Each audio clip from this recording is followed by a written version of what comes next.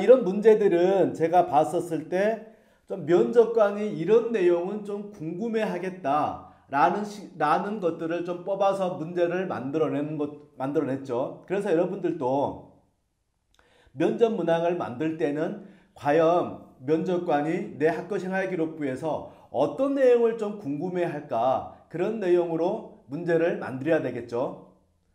그래서 여러분도 역시 이런 면접 문항에 대해서 열심히 답변을 작성하고 있겠죠. 근데 그 작성 답변이 마음에 드시나요? 잘 안 들죠. 그래서 고치고 또 고치고 또 고치지만 이게 마음에 들지가 않습니다. 그러면 이 자기가 자신들이 만든 답변이 마음에 들려고 하면 어떤 답변일까요? 그 답변은? 그렇죠. 면접관의 마음에 들어야 좋은 답변이고, 면접관의 마음에 들지 않으면 나쁜 답변인 거죠.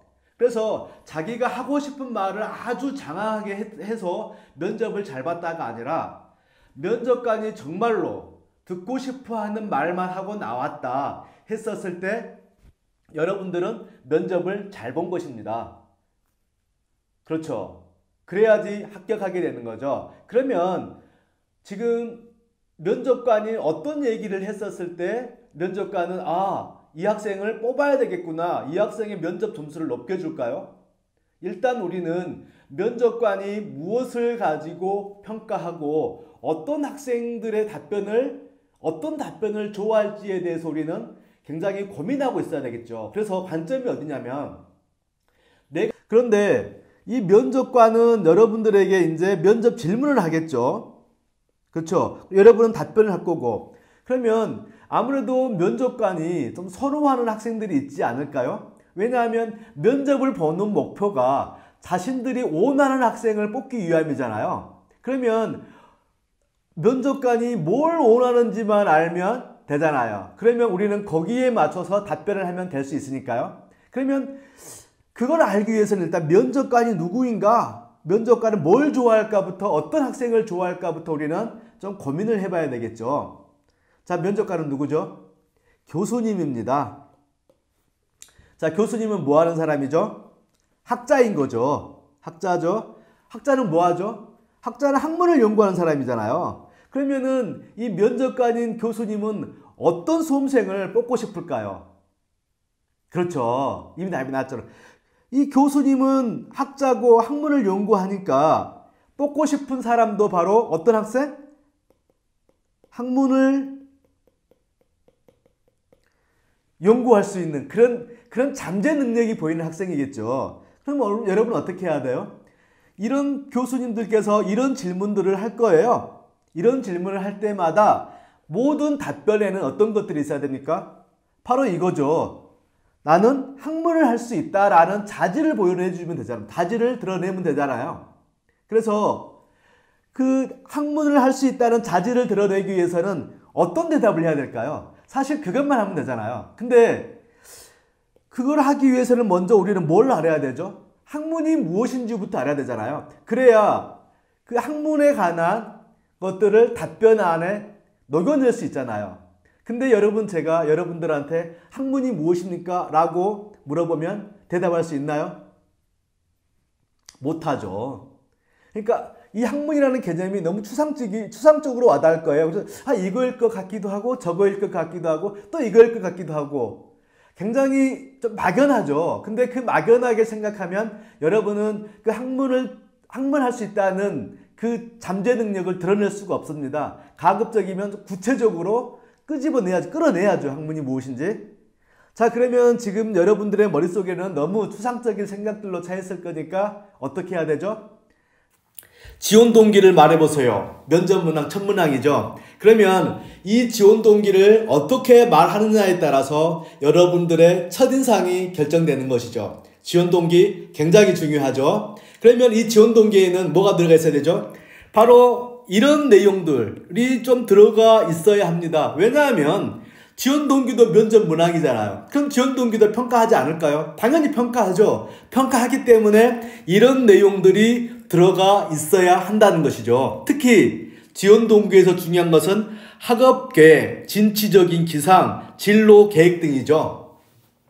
그렇죠. 그래서 나는 왜 이 학과에 지원했는가에 대한 명백하고 구체적인 답변이 지원 동기 안에는 있어야 된다는 것이죠. 자, 그러면 지원 동기를 어떻게 공부할 것이냐면 하나하나씩 사례를 들어가면서 공부하는 게 좋을 것 같습니다. 그래서 가장 먼저 그나마 좀 괜찮다고 생각하는 학생의 지원 동기입니다.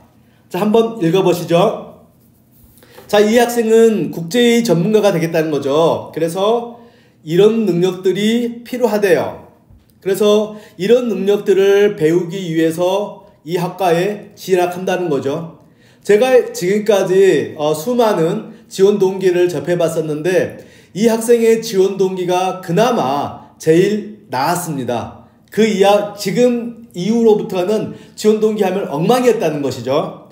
자, 그런데 이 학생이 국제회의 전문가가 되어가지고 전문가는 뭘까요? 직업이잖아요. 직업. 그렇죠.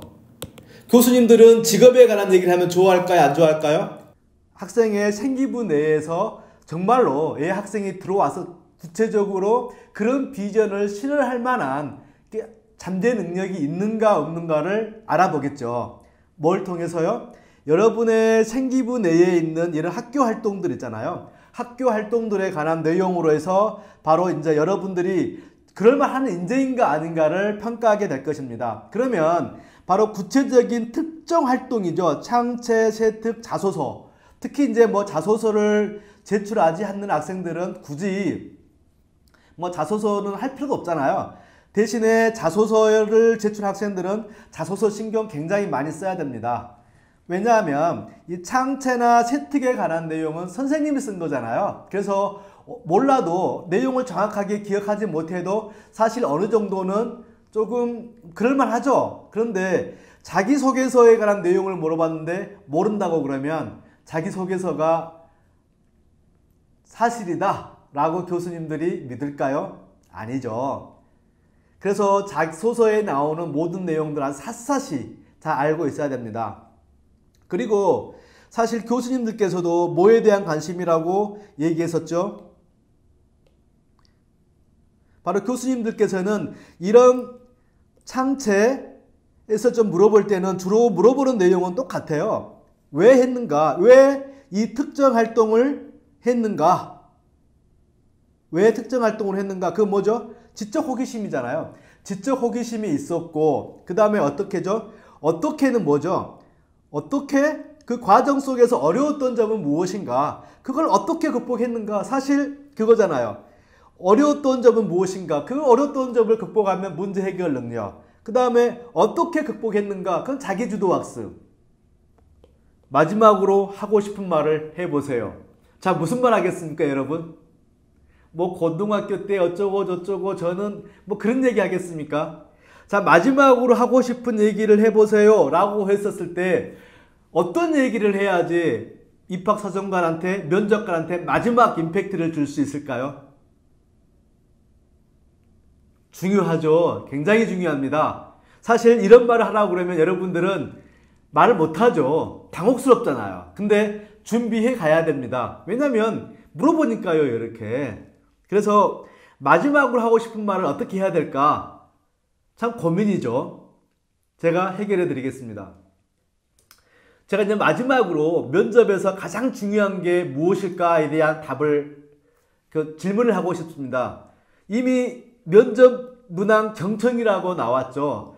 많은 학생들이 이제 좀 긴장되고 그러니까 좀 예상 문항과 예상 답변을 미리 준비하잖아요. 그러면 좀 긴장되면은 비슷비슷한 질문들이 막 들려요. 그러면 자기가 준비한 답변을 막 얘기해버리는 거죠.